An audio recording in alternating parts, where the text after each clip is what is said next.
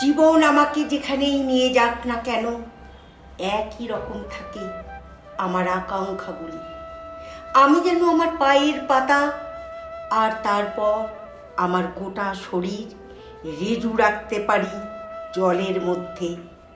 একটা মোটা ঝাঁটা হাতে আমি যেন ঝেঁটিয়ে ফেলতে পারি যাবতীয় শুকনো পাতা, থেঁতলে যাওয়া ফুল, মরা পোকা আর ধুলো। আমি যেন ফলাতে পারি কোনো একটা ফসল। সেই অসম্ভব ইচ্ছেটা এক এক সময় যেন আরাধনা হয়ে ওঠে, কিন্তু অবশেষে তা সম্ভবপর হয়।